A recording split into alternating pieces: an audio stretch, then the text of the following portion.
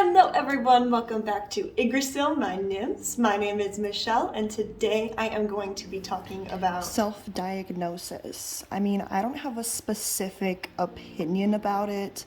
I do definitely think that you should go to a doctor first as soon as possible. However, I do understand how it's like different case by case. I do agree with the fact that it can make people think that they have disorders that they don't, and then it can be harder to diagnose and stuff like that. Make sure to give this video a thumbs up, subscribe, turn the bell on if you're feeling risky, comment below how you feel about this situation, become a member. It starts at 99 cents. You get early access to my videos, you get to pick my videos, and many more other perks. Thank you so much to each and every one of my members. I appreciate each and every one of you. Thank you so much for supporting me. Thank you so much for watching this video as always, and enjoy.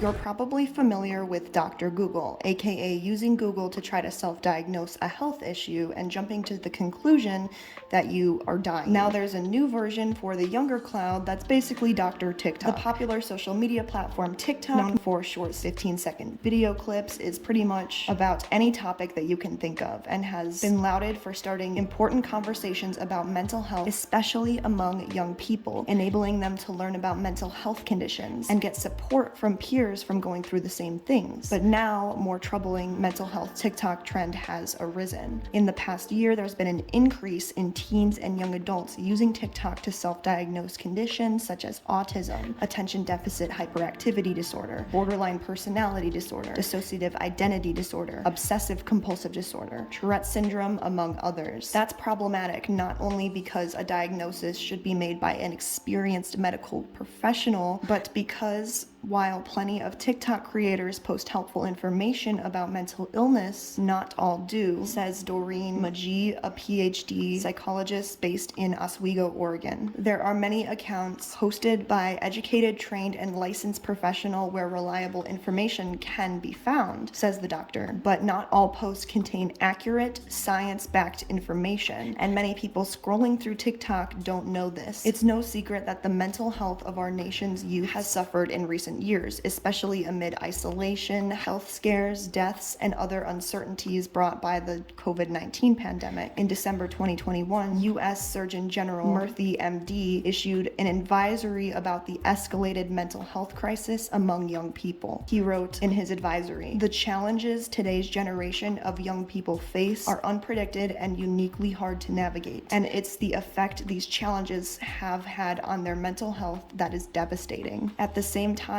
these are barriers that can keep young people from getting mental health care they need. Stigma towards mental health issues, lack of trust in healthcare professionals, not knowing where to turn for help, and believing their problems aren't serious enough to warrant help are several factors that keep youths from getting help. For better or worse, young people in crisis may be turning to TikTok to fill these gaps for care. Social media is the first line of information in a huge demographic. Many millennials and Generation Z members check social media more than the news, which makes the information they receive extremely valuable. And for some youth, mental health TikToks may be the first discussion about mental health they're exposed to, especially if these topics aren't talked about at home or school. In fact, some viewers may have limited to no prior mental health education before seeing these topics talked about on TikTok. Although the growing mental health community on TikTok has helped to reduce stigma and open the door for people to receive professional help, it's important to recognize the limitations of social media when it comes to diagnosing mental health conditions, experts say. The danger of social media self-diagnosis is that it is frequently incorrect. As any professional can attest, making a psychiatric diagnosis is a complicated process that often requires subtle distinctions. There is a very big difference between experiencing symptoms and having a disorder. Many people can experience symptoms associated with various mental health disorders, but less severely or persistently than what's required for diagnosis. For instance, many people experience experience normal shifts in mood throughout the day. That doesn't mean that they have the diagnostic criteria needed for diagnosis of mood disorders like depression or bipolar disorder. To be diagnosable, a psychological or personality disorder must interfere significantly with our ability to function in a major aspect of life, such as relationships, school, work, or the ability to experience pleasure. Another danger of psychiatric self-diagnosing is missing a treatable mental condition such as thyroid issues or heartbeat irregularity.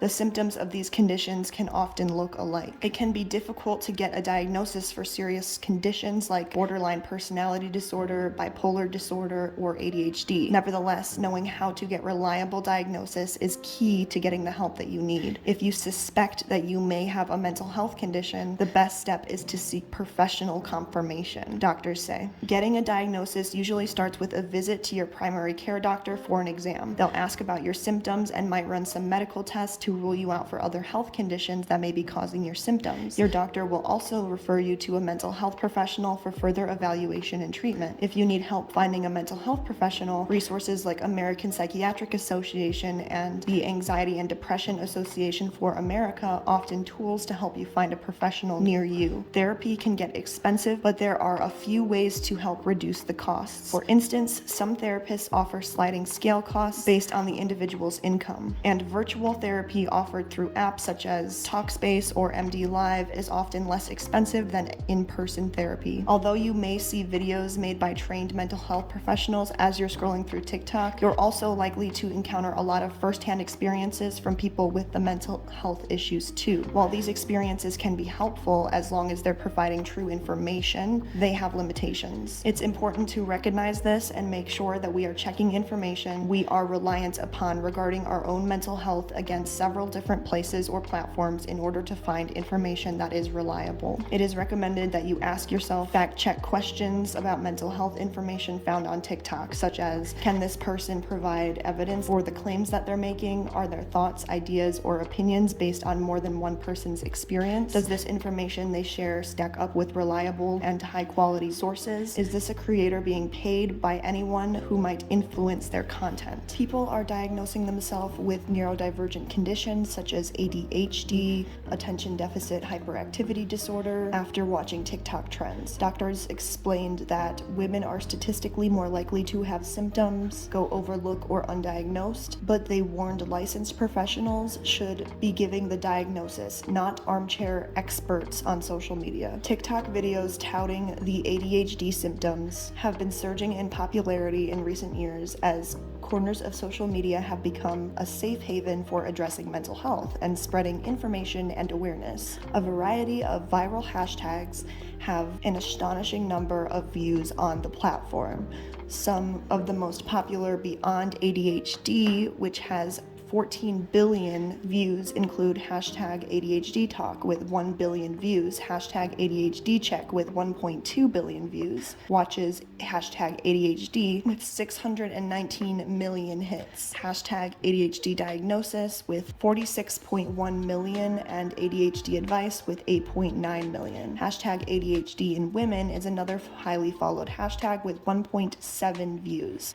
A startling number given that multiple studies have found that girls, women, and non-gender conforming people are more commonly undiagnosed, with their symptoms brushed off as character traits or displayed differently than boys and men. Since most medical studies are conducted primarily on men, Claire Bowman describes herself as an ADHD advocate on her 160,300 followers. One of her videos listing questions about how to diagnose ADHD in women went viral with 204,900 views and hundreds of women sharing their emotional experiences. One viewer said, "Ugh, I started crying by the end. Recently diagnosed, I spent my entire life thinking I was a pathetic piece of who just wanted to get everything for nothing. My life has changed," another user shared. "Thanks for explaining my whole life," people comment. Many neurodivergent conditions are diagnosed at a very young age, the CDC points out. But some women told Women's Health that they feel validated for their, quote, quirks or laziness after being given proper diagnosis in adulthood. Caitlin Manor, 38, one such person who believed that she had had the disorder, especially since her TikTok feed was flooded with hashtag ADHD videos during the pandemic. As she related to what she saw on social media, she also pointed out how she was struggling to keep things in order, remembering appointments, and completing tasks. The mother of 3 chalked it up to being a busy mother in a military family. She always wondered if her symptoms had been overlooked throughout her life, especially since she was surrounded with people who have neurodivergent conditions, differing in mental or neurological function from what is considered typical. When she tried to go to therapy, they couldn't reschedule and she had to wait months. She said, "It was really frustrating because I knew how important it was, but I couldn't keep track of it." So she set up an appointment with a licensed clinical psychologist to discuss her family histories and symptoms, and was ultimately diagnosed with ADHD. "It gave me a name for it, which meant I could start reframing my life," she said. While social media is a great tool for spreading information, experts have been weary about people turning to the internet for medical advice, as they warn that symptoms can vary from person to person and indicate different or co-current diagnoses for an array of conditions. A doctor says it's important not to get entrenched in a diagnosis without speaking or cooperating with a mental health professional, because it takes a trained brain to synthesize all of the data points in conjunction with your medical, psychological, and psychiatric presentation in order to achieve the correct diagnosis. Experts have also warned that startups are using slick TikTok ads to loosen drug regulations to push prescription medication for ADHD like Adderall or Vyvanse, both classified as Schedule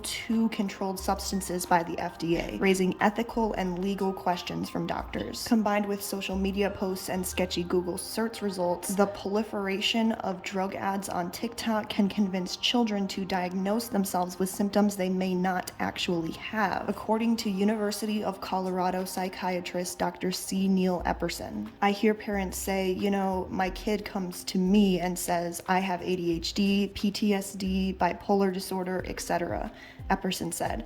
"They're like, where is my kid getting this? Where are the diagnoses coming from? When I haven't taken my child to a mental health care provider, we haven't even spoken to their pediatrician," one mother said. She began to think that she had ADHD after her TikTok feed continued to recommend hashtag ADHD videos to her. She set up an appointment with a psychiatrist and was prescribed medication, noting that she displayed some symptoms but wasn't a quote-unquote textbook case. As the bills paid up without her medical condition improving, she decided to stop the medication when she realized that her environment, loud noises, a heavy workload, and spending hours on end staring at a screen might have played a major role in her lack of focus. Make sure to give this video a thumbs up, subscribe, turn the bell on if you're feeling risky, comment below how you feel about this situation. Become a member. It starts at 99 cents. You get early access to my videos, you get to pick my videos, and many more other perks.